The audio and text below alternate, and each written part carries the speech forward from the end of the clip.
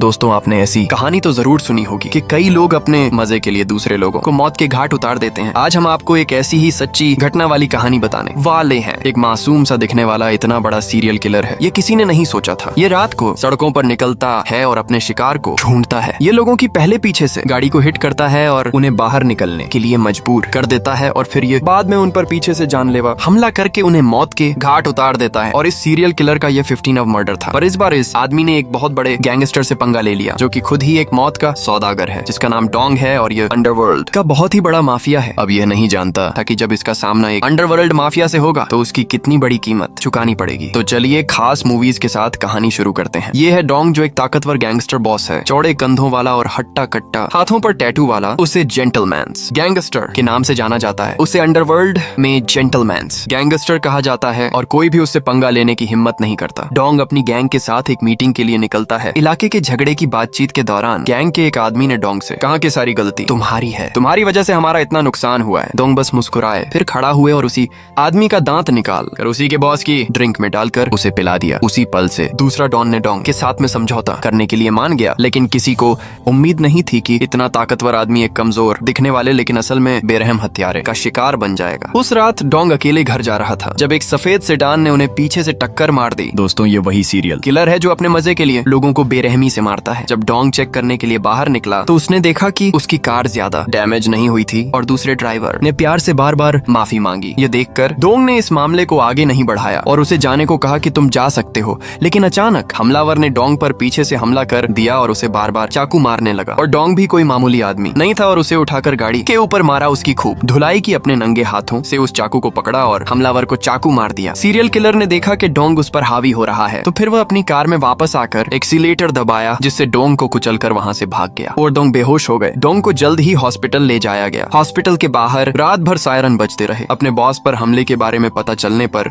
Dong का आदमी तुरंत अपने सैकड़ों आदमियों को दुश्मन गैंग के इलाके में ले गया, जिससे गैंग वॉर शुरू हो गया। इस बीच घायल सीरियल किलर, जो खुलेआम हॉस्पिटल जाने से बहुत डर रहा था, अपनी कार में ही अपने घावों पर टांके लगा रहा था। एक ऐसा सीन हमें साफ पता चल रहा है कि जो एक सीरियल किलर है उसको आज उसके टक्कर देने वाला कलर मिल गया है। फिर यह बदला लेने के लिए एक कुत्ते को मारने के इरादे से एक डॉग फार्म में घुस गया, लेकिन भौंकने की आवाज ने मालिक का ध्यान खींचा और फिर इस हरामी ने उस डॉग के मालिक को भी मार डाला। इसके बाद सीन कट होकर हॉस्पिटल में आता है। यहाँ पर डोंग को होश आ चुका था। उसने अपने आदमी को बताया कि हमलावर दुश्मन गैंग का कोई आदमी नहीं था। उस आदमी की हरकतें न केवल शांत थीं बल्कि प्रोफेशनल भी थीं। उसकी चाकू चलाने की स्किल साफ तौर पर एक सीरियल किलर जैसी थी। लाइसेंस प्लेट नंबर याद करने के बाद डोंग ने तुरंत अपने आदमी को जांच के लिए भेजा। इस बीच इंस्पेक्टर किम को कुछ गड़बड़ लगी और उन्हें शक हुआ कि हमलावर वही सीरियल किलर है जिसकी वे जांच कर रहे थे। उन्हें उम्मीद थी कि डोंग सहयोग करेंगे और हमारी भी मदद करेगा उसको पकड़ने के लिए। इस बात पर डोंग ने मजाक उड़ाया। उन्होंने कहा, तुम सबके खोजने का इंतजार करने के बजाय मैं उसे खुद पकड़ लूंगा। चीफ ने उन्हें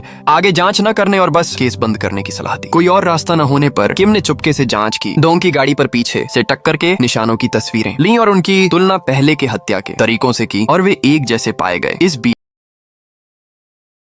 स्केच आर्टिस्ट को बुलाया और उससे स्केच बनवाया। फिर उसने तुरंत पूरे शहर में जांच करने के लिए अपने आदमियों को भेजा।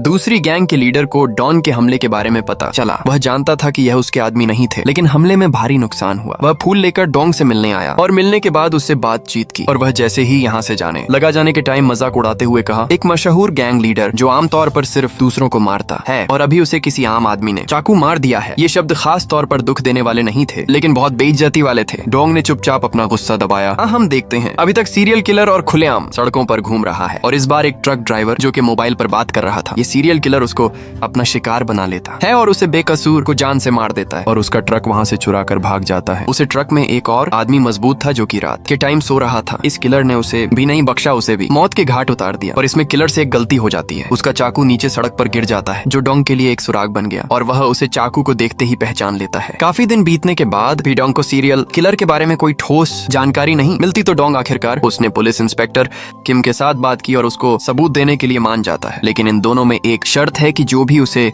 सीरियल किलर को पहले ढूंढ लेगा वह उसे सजा देने का पूरा हकदार है। अभी एक साइड में है पुलिस और दूसरी साइड में है अंडरवर्ल्ड माफिया और बीच में है एक सीरियल किलर। डोंगली ने इस बार एक और चला चली। दूसरी गैंग के लीडर को डोंगरी ने करने का ऑर्डर दिया और सीनियर कलर वाला चाकू वहाँ छोड़ने को कहता है। उसका मकसद साफ था कि उसको बिजनेस में टक्कर देने वाला दुश्मन को खत्म करना और सारा दोष सीरियल किलर पर डाल देना। अगले ही दिन गैंग लीडर के मरने की खबर सारे शहर में हवा की तरह फैल जाती है और एक रेस्टोरेंट में वह सीरियल किलर भी वही न्यूज देखता है। हालांकि वह बिना सोचे समझे हत्याएं करता था, फिर भी उसके उसूल थे। वह कभी किसी को ऐसा कुछ नहीं करने देगा जो उसने किया ही नहीं। फिर जब डोंग गैंग लीडर की अंतिम यात्रा में पहुंचता है तो भीड़ में कुछ ठंडी आंखें उस पर टिक गईं। वहाँ एक कोने में सीरियल किलर भी बैठा होता है। वह डरावनी स्माइल और गुस्से भरी निगाह से डोंग की तरफ देखा है। यहाँ उसका मकसद डोंग को मारना नहीं होता। वह चुपचाप गैंग लीडर के आदमियों को एक चिट्ठी देकर चला जाता है जिसमें लिखा हुआ था, तुम्हारे लीडर को डोंग ने मेरे चाकू से मरवाया है। अगले ही दिन इंस्पेक्टर किम और डोंग साथ सुराग ढूंढ रहे थे। दूसरी गैंग लीडर के आदमी बिना किसी वार्निंग के बाहर आ गए और दोनों पर हमला कर दिया और देखते ही देखे यहाँ बवाल हो जाता है। ये सब एक दूसरे को मरने मारने पर उतर आते हैं और डोंग का 2 किलो का मुक्का किसी पर लगता है तो वह सीधा जमीन पर लेट जाता है। उधर इंस्पेक्टर किम लड़ाई कर रहा होता है तो उससे एक आदमी की जान चली जाती है। अगर यह बात बाहर किसी को पता चल गई तो ना वह सिर्फ अपनी नौकरी खो देता बल्कि उस पर क्रिमिनल चार्ज भी लगते। लेकिन डोंग ने उसे तुरंत वहाँ से जाने के लिए कहा और कहा बाकी सब यहाँ मैं देख लूंगा। अगले ही दिन इंस्पेक्टर किम को सबूत मिला जिसमें सीरियल किलर की एक रिकॉर्डिंग और एक तस्वीर मिली। तस्वीर मिलते ही उसने डोंग को फोन किया और डोंग ने उसे पहचान लिया और कहा कि यही है वह। और उसके बाद डोंग ने अपने सारे आदमी इकट्ठा किया और सबके हाथ में एक एक तस्वीर दे दी। मिशन सबका एक ही था, उसे ढूंढो और जिंदा पकड़ कर लेकर आओ। डोंग के आदमी पूरे शहर में फैल जाते हैं और शहर की एक एक गली, होटल और घर सब शान मारते हैं। अब सवाल ये है कि जब सीरियल किलर इन लोगों को मिल जाएगा तो उसके साथ होगा क्या? तभी डोंग सड़क के किनारे अपनी गाड़ी का वेट कर रहा होता है। डोंग ने देखा कि सड़क किनारे सिगरेट पीते हुए एक लड़की का दम घुट रहा है तो उसने तुरंत अपनी सिगरेट फेंक दी और उसे बारिश में भीगने से बचाने के लिए उसे छाता दिया। लड़की खुश हुई और बस में चढ़ने और जाने से पहले उसने बार बार उसका शुक्रिया अदा किया। लेकिन डोंग ने ध्यान नहीं दिया कि कातिल भी बस में बैठा था। उस शाम डाइनिंग रूम में डोंग ने टीवी पर एक लड़की के मर्डर की न्यूज रिपोर्ट देखी। रिपोर्टर बताता है कि हत्यारे ने इस लड़की के ऊपर 10 बार चाकू मार के उसे मौत के घाट उतार दिया। सीन में एक छाता साफ दिख रहा था और डोंग की आंखें तुरंत चौड़ी हो गईं। क्या यह वही छाता नहीं था जो उसने दिन में लड़की को दिया था? ये बात सुनकर इंस्पेक्टर किम और डोंग का खून खौल जाता है। डोंग अपने आदमियों को ऑर्डर देता है कि उसने अभी उसने मर्डर किया है, वह यहाँ से ज्यादा दूर नहीं गया होगा। डोंग के आदमी गली के हर एक बंदे से उसकी फोटो दिखाकर पूछताछ करते हैं। इंस्पेक्टर किम और डोंग एक सुनसान गली में घात लगाकर खड़ जाते हैं। जब सफेद सेडान कार आई, किलर को एहसास हो जाता है कि उसका कोई पीछा कर रहा है। डोंग और उसके आदमी किलर को देखते ही उसके पीछे गाड़ियां लगा देते हैं और एक चौराहे पर जाकर 3 गाड़ियों की बहुत भयानक टक्कर हो जाती है। डोंग ने गुस्से में कार का दरवाजा खोला लेकिन वह पहले ही भाग चुका था। डोंग और उसके आदमी अलग अलग से उसके पीछे भागते हैं क्योंकि अब उसको एक और मौका देना बहुत खतरनाक हो सकता था। फिर हत्यारा घात लगाकर शिव जाता है और डोंग का आदमी जैसे ही वहाँ आता है वह उस पर जानलेवा हमला करता है और वह वही मौके पर मर जाता है। चीखें सुनकर डोंग मौके पर पहुंचा लेकिन तब तक बहुत देर हो चुकी थी। फिर भी वह उंगली का इशारा करके उसे कहता है वह इस दिशा में गया है। वह खून के धब्बों का पीछा करते हुए एक रेस्टोरेंट में पहुंच जाता है और अचानक उसे लगा कि कुछ गड़बड़ है। प्राइवेट रूम में लोग डरे हुए चेहरे और दबी हुई आवाज में म्यूजिक गा रहे थे। 2 लड़कियों ने इशारा किया कि वह हत्यारा इस रूम में छुप गया है। लड़कियों को साइड में करने के बाद डोंग ने दरवाजा तोड़ दिया और उस पर मौकों की बारिश कर देता है। उसका एक भी वार खाली नहीं जाता और उसकी खूब धुलाई करने के बाद उसको घसीटता हुआ अपने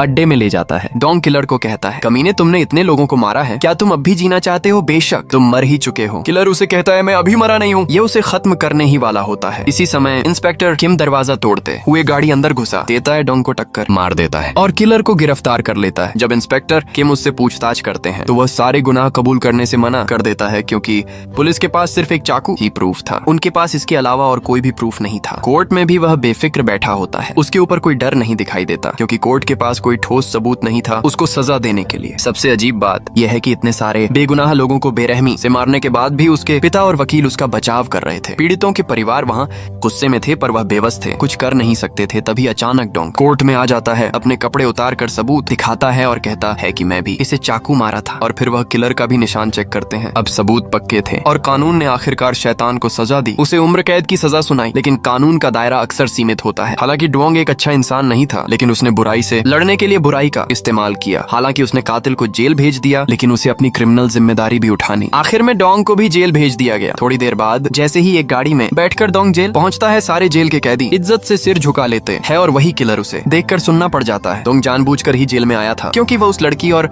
बेकसूर मारे गए लोगों का उसे सीरियल किलर को मारकर बदला ले सके। इंस्पेक्टर किम ने डोंग को उसी के सेल में बंद किया था जो डोंग को अपना इंसाफ करना और भी आसान हो जाए। अब डोंग उस किलर के साथ क्या करेगा वह तो हम जानते ही हैं। दोस्तों यहीं पर यह मूवी खत्म होती है। आपको यह मूवी कैसी लगी कमेंट बॉक्स में कमेंट करके जरूर बताना। अगर आपको अच्छी लगी है तो वीडियो को लाइक करके चैनल को जरूर सब्सक्राइब करना।